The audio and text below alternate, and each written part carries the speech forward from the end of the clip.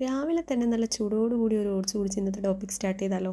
Hello friends, ഇന്ന് നല്ലൊരു ടോപ്പിക്കായിട്ടാണ് ഞാൻ വന്നിട്ടുള്ളത്. വേറെ ഒന്നുമല്ല, ക്രിയേറ്റീവ് ലൈഫ്.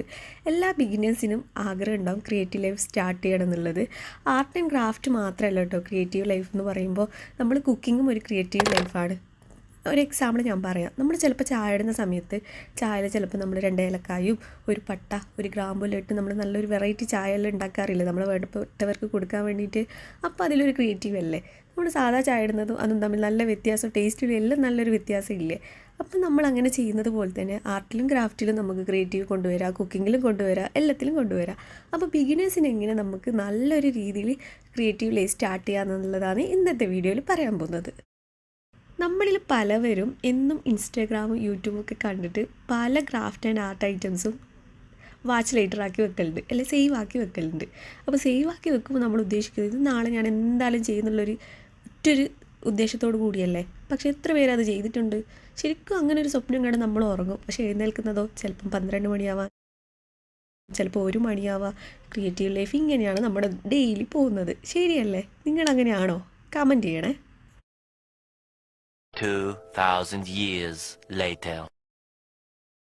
ക്രിയേറ്റീവ് ലൈഫ് എന്ന ടോപ്പിക് കാണുമ്പോൾ നിങ്ങൾ വിചാരിക്കുന്നത് വലിയ എന്തോ ആണ്. ഞാൻ ഇതിനെക്കുറിച്ച് സംസാരിക്കാൻ വലിയ ആളൊന്നുമല്ല. പക്ഷേ എൻ്റെ ജീവിതത്തിൽ വന്ന കുറച്ച് എക്സ്പീരിയൻസ്, അതായത് ഞാൻ എങ്ങനെ ക്രിയേറ്റീവ് ലൈഫ് സ്റ്റാർട്ട് ചെയ്തെന്നുള്ളത് നിങ്ങൾക്കും ഒന്ന് ഷെയർ ചെയ്യാമെന്ന് ഞാൻ വിചാരിച്ചു. എന്നെപ്പോലെ തുടങ്ങാൻ ആഗ്രഹമുള്ളവരും തുടങ്ങിയവർക്കും എന്തെങ്കിലും ഉപകാരമാണെങ്കിൽ ആവട്ടെ എന്ന് വിചാരിച്ചിട്ടാണ് ഇങ്ങനൊരു വീഡിയോ ചെയ്യാൻ ഉദ്ദേശിച്ചത്.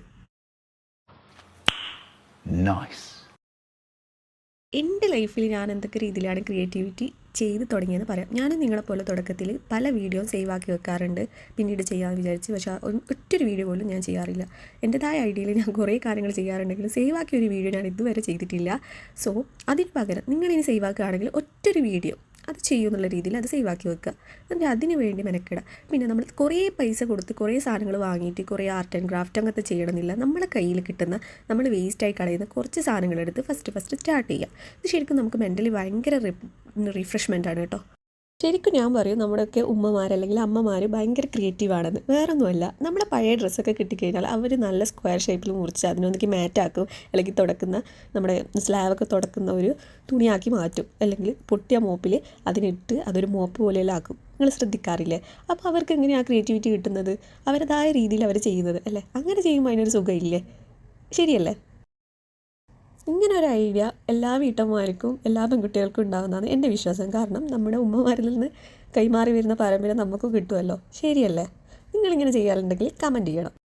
ഇനി നമ്മളൊരു ക്രാഫ്റ്റ് വർക്ക് സ്റ്റാർട്ട് ചെയ്യണമെങ്കിൽ നമ്മൾ ഒരു വീഡിയോയിൽ കാണുന്ന എല്ലാ സാധനങ്ങളും വാങ്ങിച്ചു കൂട്ടി വെറുതെ ഒരു എക്സ്പെൻസ് ക്രിയേറ്റ് ചെയ്യേണ്ട ആവശ്യമില്ല. ശരിക്കും നമ്മൾ വേസ്റ്റായി കളയുന്ന ഒരു കാർഡ്ബോർഡ്, അല്ലെങ്കിൽ നമ്മുടെ മക്കൾ ഉപയോഗിച്ച് കളയുന്ന സ്കെച്ച് പെന്ന്, പെൻസിൽ, ഇറേസർ, ഇതൊക്കെ വെച്ച് നമുക്ക് ക്രിയേറ്റീവായിട്ട് ചെയ്യാം. നമുക്ക് ജേണൽ ചെയ്തുകൂടെ? നല്ലൊരു ആക്ടിവിറ്റി അല്ലേ ജേണൽ? ശരിക്കും നമ്മുടെ മൈൻഡിലൊരു റീഫ്രഷ് ചെയ്യുന്ന ഒരു സംഭവമാണ് ജേണൽ.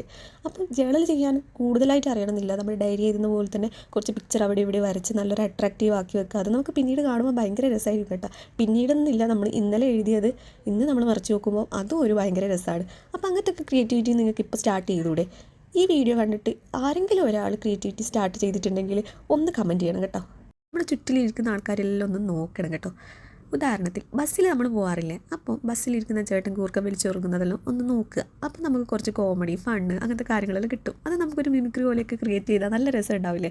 അങ്ങനെ നമ്മൾ എവിടെ പോകുമ്പോൾ നല്ല ഫണ്ണായിട്ടുള്ള കുറേ കാര്യങ്ങളുണ്ടാവും. പക്ഷേ നമ്മൾ 24 മണിക്കൂർ ഫോൺ നോക്കി ഇങ്ങനെ നടക്കുന്നതുകൊണ്ട് നമുക്ക് ചുറ്റിലുള്ളതൊന്നും കാണാൻ പറ്റില്ല. ശരിക്കും ഞാൻ പറയാം ഒരു ടിപ്പ്, നമ്മൾ ഫോൺ മാറ്റി വെച്ച് ഒരു 15 മിനിറ്റ് ഇങ്ങനെ ഇരിക്കുമ്പോൾ നമ്മൾ ചിലപ്പോൾ ഒരു പെന്നോ പുസ്തകം എടുത്ത് വെക്കുമ്പോൾ നമുക്ക് കുറേ ഐഡിയാസ് കിട്ടും. അതൊക്കെ ചെയ്യുക. ഈ ഫോൺ മാറ്റി വെക്കുമ്പോൾ നമ്മുടെ മെമ്മറി നന്നായിട്ട് വർക്ക് ചെയ്യും കേട്ടോ. ഇത് ചെറിയൊരു ടിപ്സാണ്, എല്ലാം ട്രൈ ചെയ്ത് നോക്കുക.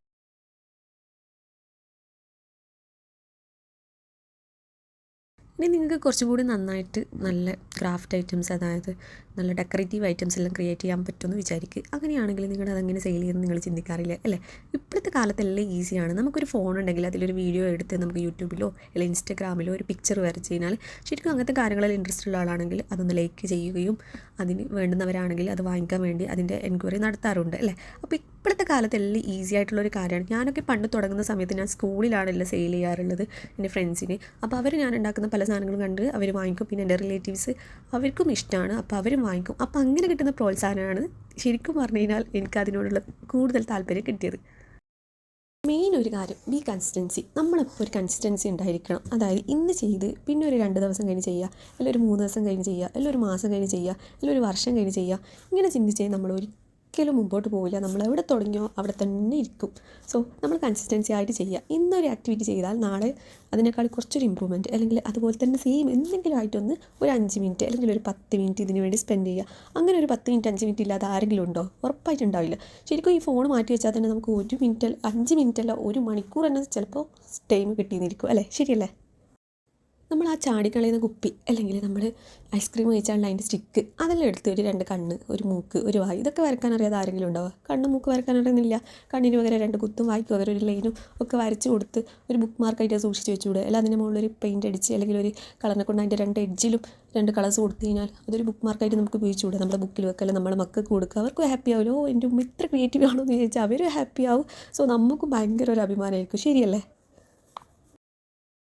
അല്ലെങ്കിൽ വേണ്ട, നമ്മൾ സ്ഥിരമായിട്ട് കാണുന്ന ഒരാളുണ്ട്, കാർഡ്ബോർഡ് അല്ലേ? നമ്മുടെ വീട്ടിൽ എപ്പോൾ ഉണ്ടാകുന്ന സാധനമാണ്. ഒന്നിക്ക് ബിസ്ക്കറ്റ് വാങ്ങിക്കുമ്പോൾ കിട്ടും, ഓട്സ് വാങ്ങിക്കുമ്പോൾ കിട്ടും, അല്ലെങ്കിൽ ചോക്ലേറ്റ് വാങ്ങിക്കുമ്പോൾ കിട്ടും. എന്ത് വാങ്ങിക്കുമ്പോൾ കാർഡ്ബോർഡ് കിട്ടാതിരിക്കില്ല. ആ കാർഡ്ബോർഡ് വെട്ടിയെടുത്ത് എന്തെല്ലാം ചെയ്യാം? ഒരു ആർട്ട് ഷേപ്പിൽ വെട്ടിയെടുത്ത് അത് കളർ ചെയ്ത് ചുമൽ വെച്ച് എന്ത് നല്ല രസം ഉണ്ടാവും കാണാൻ. നമ്മൾ ചെയ്ത ക്രിയേറ്റിവിറ്റി കാണുമ്പോൾ നമുക്കൊരു അഭിമാനമല്ലേ? അല്ലെങ്കിൽ പുറത്തുനിന്ന് ഒരാൾ വരുമ്പോൾ ഇത് നല്ല രസമുണ്ടല്ലോ, ഇത് ആരും ഉണ്ടാക്കി ചോദിക്കുമ്പോൾ അത് ഞാൻ ഉണ്ടാക്കിയതാ, നിങ്ങൾ ഇങ്ങനെയല്ലേ ഉണ്ടാക്കൂ അങ്ങനെ ചോദിക്കുമ്പോൾ നമുക്ക് എന്ത് രസം ഉണ്ടാവും. ശരിയല്ലേ? അപ്പോൾ അങ്ങനെയൊക്കെ ഒന്ന് ചെയ്തു നോക്ക്. അപ്പോൾ അങ്ങനെയുള്ള സാധനങ്ങൾ, വേസ്റ്റ് കളയുന്ന സാധനം കൊണ്ട് ഫസ്റ്റ് നമ്മൾ ക്രിയേറ്റീവായിട്ട് ചെയ്യുക. അപ്പോൾ നമ്മളിങ്ങനെ ചെയ്തുകൊണ്ടിരിക്കുമ്പോൾ, കൺസിസ്റ്റൻസി ആയിട്ട് ചെയ്തുകൊണ്ടിരിക്കുമ്പോൾ നമുക്ക് നല്ലൊരു കോൺഫിഡൻസ് വരും. അപ്പം നമ്മൾ വിചാരിക്കും ഇനി എന്തുകൊണ്ട് നമുക്ക് ക്യാൻവാസിൽ കളർ ചെയ്തുകൂടാ? അങ്ങനെ ക്യാൻവാസ് വാങ്ങിക്കുക. അങ്ങനെ ഓരോ പ്രാവശ്യം കുറച്ച് സാധനങ്ങൾ വാങ്ങിക്കുക. അപ്പോൾ ക്യാൻവാസ് ആർട്ട് ചെയ്യുക, പോസ്റ്റ് ചെയ്യുക, ആൾക്കാർ ഇഷ്ടപ്പെടുകയാണെങ്കിൽ അത് ചോദിക്കും, അപ്പോൾ അത് സെയിൽ ചെയ്യുക. പിന്നെ നമ്മൾ എന്താക്കുക, പിന്നെ നമുക്ക് ചെയ്യാൻ ഇൻട്രസ്റ്റ് ഉള്ള ക്യൂട്ടായിട്ടുള്ള ഗിഫ്റ്റ് ഐറ്റംസൊക്കെ, നല്ല ഡെക്കറേറ്റീവ് ഐറ്റംസൊക്കെ ക്രിയേറ്റ് ചെയ്ത് അത് ഫോട്ടോ ഇടുക. അപ്പോൾ അത് കാണുമ്പോൾ ആൾക്കാർ ചോദിക്കും, അത് നമുക്ക് അങ്ങനെ സെയിൽ ചെയ്യാം. അങ്ങനെ മെച്ചപ്പെടുത്തി കൊണ്ടുവരാം. ഞാനെല്ലാം എങ്ങനെയാണ് ചെയ്തതെന്ന് ചോദിച്ചു കഴിഞ്ഞാൽ, ഞാനിപ്പോൾ ഒരു ജ്വല്ലറി ഫസ്റ്റ് എന്തായാലും എനിക്ക് പാരൻസ് വാങ്ങിച്ചു തരും. അപ്പോൾ ആ ഒരു എമൗണ്ടിൽ ഞാൻ കുറച്ച് സാധനങ്ങൾ ഉണ്ടാക്കി എൻ്റെ ഫ്രണ്ട്സിനൊക്കെ വിറ്റ് കഴിഞ്ഞാൽ എനിക്ക് അതിൽ കിട്ടുന്ന ചെറിയൊരു പ്രോഫിറ്റിൽ ഞാൻ വേറൊരു സാധനം വാങ്ങിക്കും. അതിനേക്കാൾ എക്സ്ട്രാ ഞാൻ കുറേ ജ്വല്ലറി മിക്സ് ചെയ്തിട്ടുണ്ടായിരുന്നു. അതായത് anklet, bangles, rings, year rings, പിന്നെ നമ്മുടെ നെക്ലേസ്, ഇങ്ങനത്തെ കാര്യങ്ങളെല്ലാം ചെയ്തിട്ടുണ്ട്. അപ്പോൾ അങ്ങനത്തെ സാധനങ്ങളെല്ലാം സെയിൽ ചെയ്യുമ്പോൾ അതിൽ നിന്ന് കിട്ടുന്ന ചെറിയ പ്രോഫിറ്റ് വെച്ച് ഞാൻ എന്താക്കും, കൂടുതൽ സാധനങ്ങൾ വാങ്ങിക്കും. കുറേ വാങ്ങിച്ചു കൂട്ടൂല, കുറച്ച് ക്യാഷ് എൻ്റെ അടുത്ത് ബാലൻസ് വെച്ചിട്ട് ബാക്കിയുള്ള പൈസനെ കൊണ്ട് കുറച്ച് സാധനങ്ങൾ വാങ്ങിച്ചു വെക്കും. പിന്നെ അതിനേക്കാളും കുറച്ചുകൂടി മെച്ചപ്പെടുത്തി കുറച്ചുകൂടി നല്ല രീതിയിൽ ചെയ്യും. പിന്നെ മാത്രമല്ല ഈ ബീഡ്സൊക്കെ ഉപയോഗിച്ച് നല്ല ഡെക്കറേറ്റീവ് ട്രീസ് അങ്ങനത്തെ കാര്യങ്ങളെല്ലാം ചെയ്യാറുണ്ട്.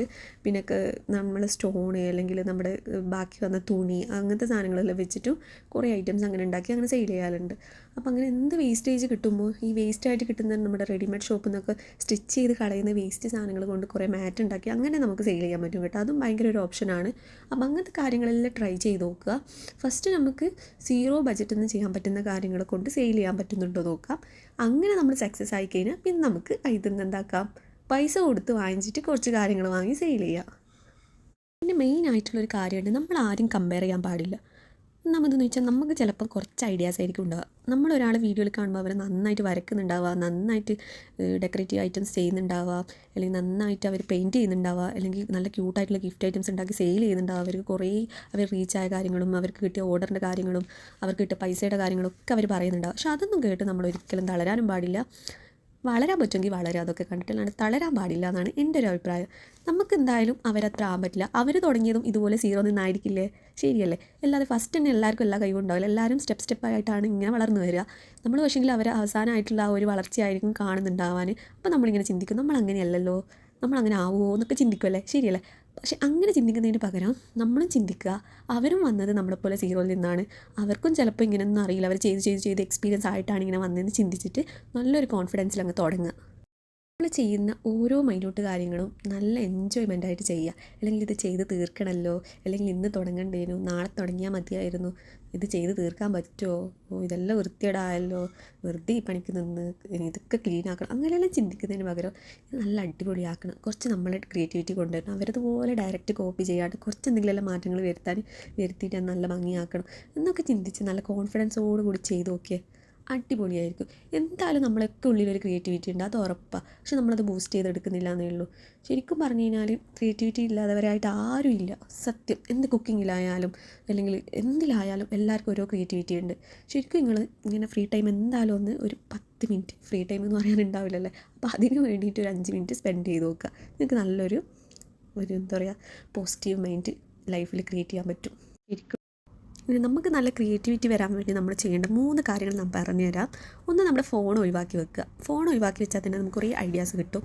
2, ചെറിയ കാര്യങ്ങളിൽ നിന്ന് തുടങ്ങുക. അതായത് കൂടുതൽ എക്സ്പെൻസീവ് ആയിട്ടുള്ള കാര്യങ്ങളൊന്നും വാങ്ങിച്ച് വെക്കാണ്ട് നമുക്ക് കിട്ടുന്ന കാർഡ്ബോർഡ് കഷ്ണം, പെൻസിൽ, ചോക്ക്, ഇങ്ങനത്തെ സാധനങ്ങളെല്ലാം എടുത്ത് തുടങ്ങുക.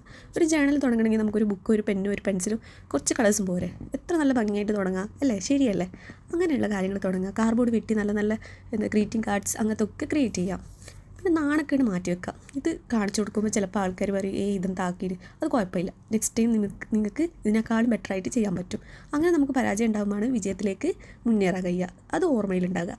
ഇപ്പം നിങ്ങൾ വിചാരിക്കുന്നുണ്ടാവല്ലേ, എടാ ദാസ, നമുക്കെന്താ ഈ ബുദ്ധി നേരത്തെ തോന്നാതെ എന്ന് പറഞ്ഞ് ഈ വീഡിയോ കണ്ട് നിങ്ങൾ നേരെ പോയി കിടന്നുറങ്ങി പിറ്റേന്ന് രാവിലെ 1 മണിക്ക് എണീക്കുന്ന സ്വഭാവം മാറ്റണം കേട്ടോ. ഇത് കണ്ട് അപ്പം തന്നെ ഒരു ബുക്കും പെന്നും എടുത്ത് എന്തെങ്കിലും ഒരു ക്രിയേറ്റിവിറ്റി ചെയ്ത് നമ്മുടെ മൈൻഡിന് വേണ്ടിയിട്ട് കുറച്ച് സമയം നമ്മൾ എന്താ പറയുക, നമ്മുടെ മൈൻഡ് ഭയങ്കര ഫ്രീ ആവും, നമ്മൾ നല്ല ഹാപ്പി ആവും. നിങ്ങൾ ശരിക്കും ഒന്ന് ട്രൈ ചെയ്ത് നോക്ക്. കുക്കിങ്ങും ഒരു ശരിക്കും പറഞ്ഞാൽ ക്രിയേറ്റീവ് ആണ്. കുക്കിങ് കഴിഞ്ഞ് നമുക്ക് വേണ്ടിയിട്ട് നമ്മളതായ രീതിയിൽ ചെറിയ ചെറിയ കാര്യങ്ങൾ ചെയ്യാൻ, നമുക്ക് സന്തോഷം കിട്ടുന്ന ചെറിയ കാര്യങ്ങൾ ചെയ്യാൻ കുറച്ച് സമയം എന്തായാലും മാറ്റി. അപ്പോൾ ഇങ്ങനെ ഈ വീഡിയോ ഇഷ്ടപ്പെടുകയാണെങ്കിൽ നിങ്ങൾ ലൈക്ക് ചെയ്യാനും സബ്സ്ക്രൈബ് ചെയ്യാനും മറക്കരുത്. നിങ്ങൾക്ക് ഫ്രണ്ട്സിന് ചിലപ്പോൾ ഇങ്ങനത്തെ ആഗ്രഹങ്ങളും ഐഡിയാസൊക്കെ ഉണ്ടാവും, ചെയ്യാതെ നിങ്ങളോട് ഷെയർ ചെയ്തിട്ടൊക്കെ ഉണ്ടാവില്ലേ, അപ്പോൾ അവർക്കും വേണ്ടി ഈ വീഡിയോ ഒന്ന് ഷെയർ ചെയ്ത് കൊടുക്കുക. പിന്നെ എൻ്റെ കയ്യിലുള്ള കുറച്ച് ഐഡിയാസ് ഞാൻ നിങ്ങൾക്ക് തന്നിട്ടുണ്ട്, നിങ്ങൾക്കൊരു പോസിറ്റീവ് മൈൻഡ് വരാൻ വേണ്ടിയിട്ട്. അപ്പം എനിക്ക് നാളെ ഒരു കണ്ടൻറ്റ് പുതുതായിട്ട് നിങ്ങൾക്ക് തരണമെന്നുണ്ട്, അപ്പോൾ അതിന് നിങ്ങളുടെ സപ്പോർട്ട് ആവശ്യമാണ്. അപ്പോൾ സബ്സ്ക്രൈബ് ചെയ്യാൻ മറക്കരുത്. അപ്പോൾ താങ്ക് യു ഫോർ വാച്ചിങ്.